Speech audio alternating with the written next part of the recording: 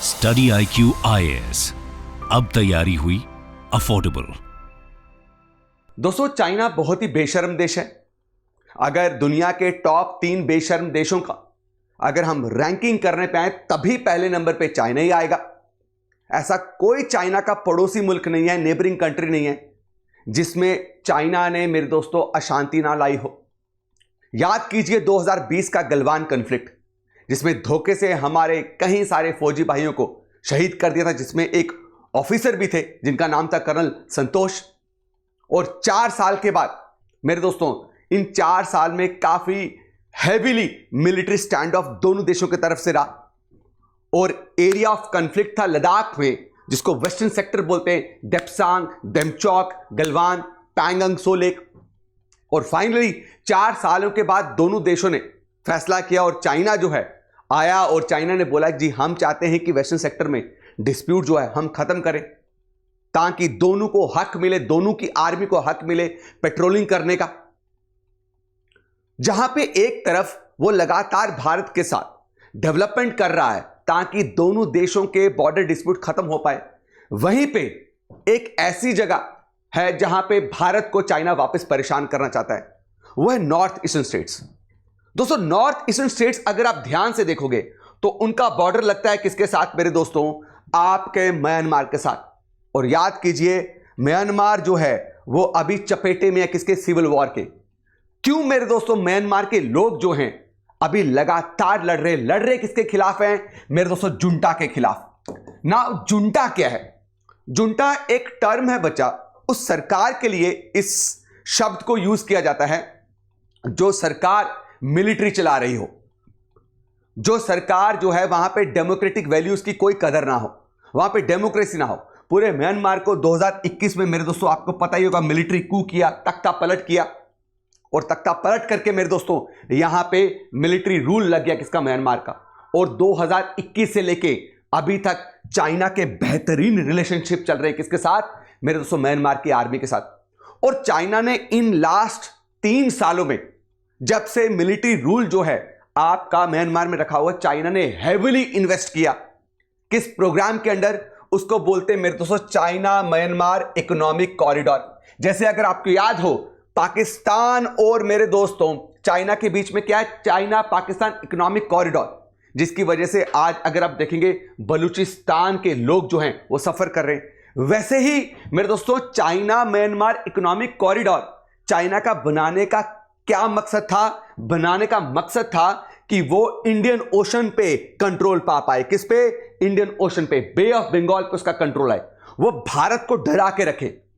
क्योंकि अगर मैं आपको बताऊं तो अगर आप ध्यान से देखेंगे, मैं आपको थोड़ा सा एक जूम करके इमेज दिखाना चाहता हूं। अगर आप ये पानी देखिए, इस पानी को हम बोलते हैं मलक्का स्ट्रेट। ये मलक्का स्ट्रेट चाइना के लिए बहुत इंपॉर्टेंट है। ये मलक्का स्ट्रेट चाइना के लिए इसलिए इंपॉर्टेंट है क्योंकि यहां से मलक्का स्ट्रेट से गुजरता है मेरे दोस्तों चाइना का सबसे बड़ा ट्रेड। जो भी व्यापार है, जो भी कार्गो है, सामान है, जो आपका यहां मिडिल ईस्ट से होते हुए मेरे दोस्तों चाइना में पहुंचता है, वो इस मलक्का स्ट्रेट से पहुंचता है। और इस मलक्का स्ट्रेट के सीधा मुंह पे ही क्या है आपका? भारत का अंडमान निकोबार आइलैंड। और जिस तरीके से चाइना हमें लगातार जो है आपका ईस्टर्न सेक्टर में अरुणाचल प्रदेश के पास और वेस्टर्न सेक्टर में परेशान करता है, तो हमें जरूरी था कि हम चाइना के मेरे दोस्तों नाक में क्या लगाए? लगाम लगाए। मुंह में लगाए, नाक में लगाए लगाम बस। और लगाम लगाना, ऐसी लगाम लगाना कि जिसको खींचे तो चाइना जो है 10 दिन होश में ना आए और वहीं चले जहां भारत उसको चलाना चाहता है। और इसलिए अंडमान निकोबार में मेरे दोस्तों हमने क्या किया? हैवी मिलिटराइजेशन करी कि कल को अगर हमें यहां ज्यादा परेशान करेगा, यहां हम ब्लॉक कर देंगे। अब चाइना घबरा गया, चाइना को समझ नहीं आ रहा था कि करें क्या। तो वहां पे चाइना को एक तरकीब सूझी कि भाई क्यों ना मैं मलक्का स्ट्रेट पे अपनी डिपेंडेंसी को खत्म कर दूं, बहुत कम कर दूं। जब मलक्का स्ट्रेट पे मेरी डिपेंडेंसी कम हो जाएगी तो इंडिया का इतना मिलिटराइजेशन करने की जरूरत ही नहीं, उसको करेगी भी तो उसका ही नुकसान होगा। अब उसके लिए इसने सोचा कि भाई मेरे लिए सबसे बेहतरीन देश रहेगा म्यांमार, मैं फिर भी बे ऑफ बंगाल में अपना इंफ्लुएंस बनाऊंगा म्यांमार के जरिए। तो उसने क्या किया? यहां पे आपका कुनमिंग प्रोविंस है, क्या है? कुनमिंग प्रोविंस है चाइना का। उसने वहां से मेरे दोस्तों under China Myanmar economic corridor, उसने क्या निकाला मेरे दोस्तों, आपका प्रोजेक्ट बनाया जो म्यांमार के रखाइन स्टेट ये पड़ती है बच्चा, रखाइन स्टेट में एक पोर्ट के साथ क्या करेगी, कनेक्टिविटी प्रोवाइड करेगी। और यहां पे मेरे दोस्तों आपका अरबों डॉलर के रेलवे लाइन बनाए जाएंगे, हाईवेज बनाए जाएंगे, इंडस्ट्रियल कॉरिडोर बनाए जाएंगे, और सारा सामान जो है फिर कहां से एंटर किया करेगा मेरे दोस्तों, आपका इस रखाइन स्टेट में बंदरगाह से चाइना की तरफ आएगा।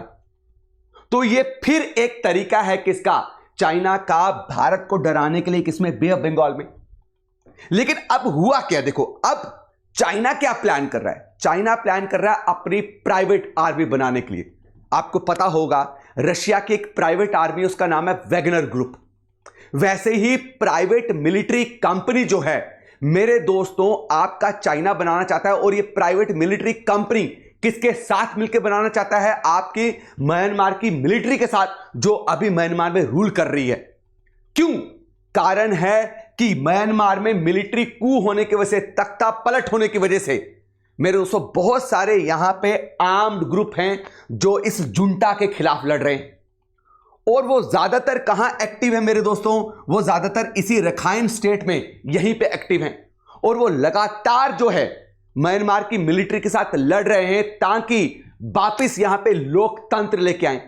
और लड़ रहे हैं, कोई स्ट्राइक ऐसा नहीं नॉर्मल स्ट्राइक, गन चल रही है, आर्म्ड रिबेलियन है। अब इसकी वजह से क्या हो रहा है कि बहुत यहां पे एक ग्रुप नहीं है, बहुत सारे ग्रुप्स लड़ रहे हैं, मकसद सबका एक है। उन्होंने कई बार, इन्हीं आर्म्ड रिबेलियन ग्रुप्स ने जो म्यांमार के अंदर है, इन्होंने कई बार चाइना के मेरे दोस्तों इंपॉर्टेंट इंफ्रास्ट्रक्चर को नुकसान पहुंचाया है।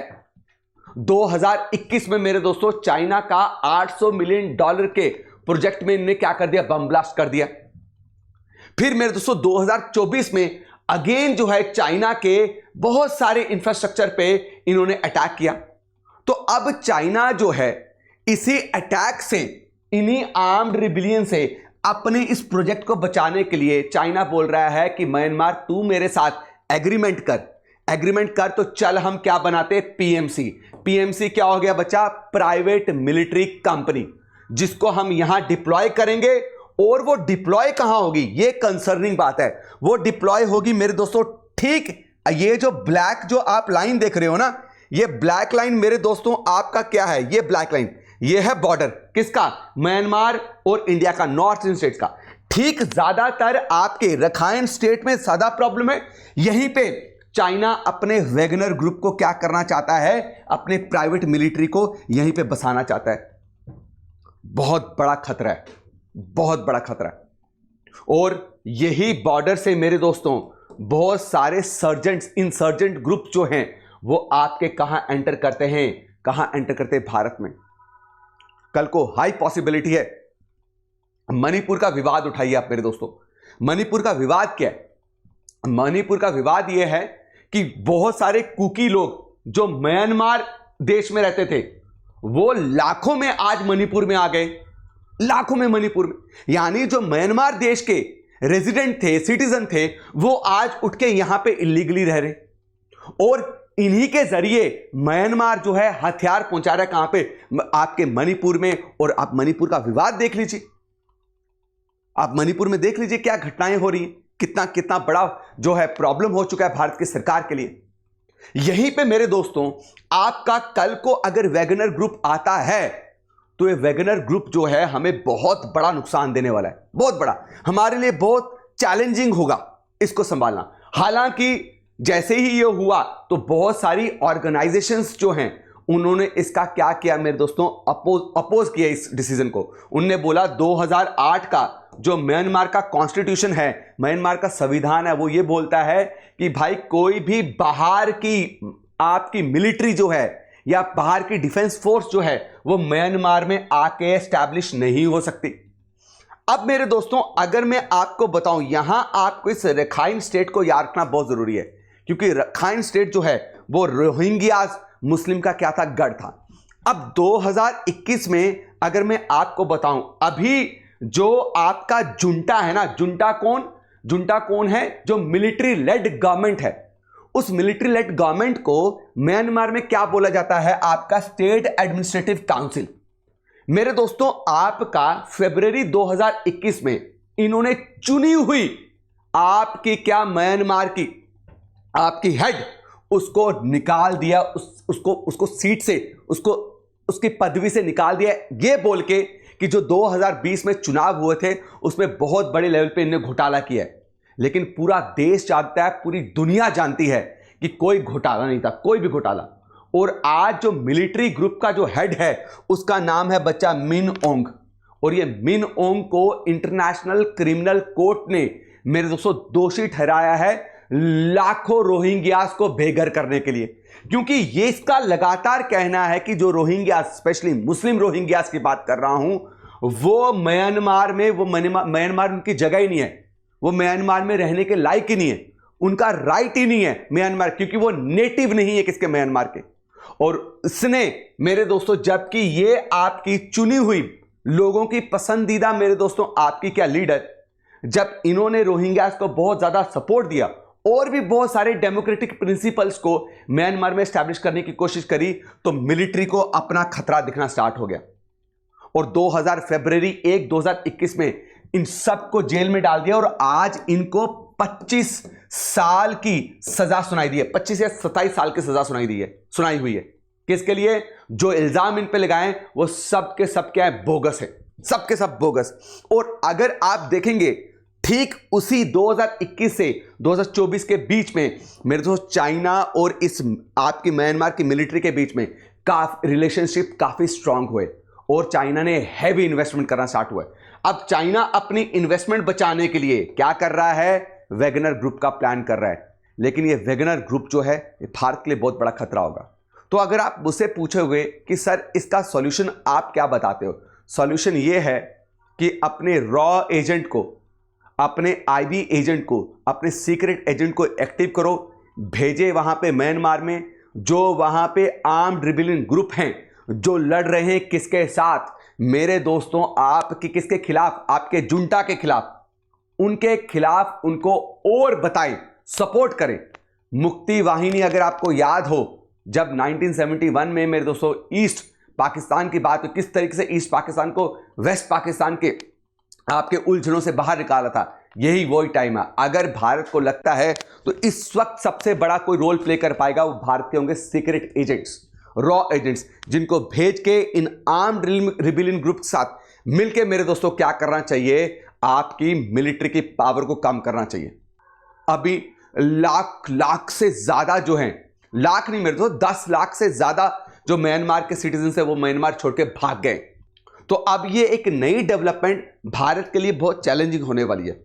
और आइए हम सब दुआ करते हैं कि ये एक और बाधा जो है भारत के लिए खड़ी ना करे। इस वक्त भारत जिस स्टेज में है, जिस तरीके से भारत प्रगति और उन्नति के रास्ते में चल पड़ा है, हम ऐसी कोई भी बाधा अभी जो है वो बर्दाश्त नहीं कर सकते।